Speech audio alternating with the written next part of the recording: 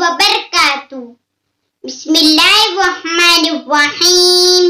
الصلاۃ والسلام علیک یا رسول اللہ صلی اللہ تعالی علیہ وسلم۔ ناظرین محترم، 26 ذی الحجہ حضرت عمر فاروق رضی اللہ تعالی عنہ کی شہادت کا دن ہے۔ وہ حضرت عمر فاروق رضی اللہ تعالی عنہ جو خلیفہ دوم ہیں اور جن کو دنیا ہی میں حضور صلی اللہ علیہ وسلم نے جنت کی بشارت دی، جن کے بارے میں ترمذی شریف کی روایت ہے، حضور صلی اللہ علیہ وسلم نے ارشاد فرمایا، جس کا مفہوم ہے اگر میرے بعد کوئی نبی ہوتا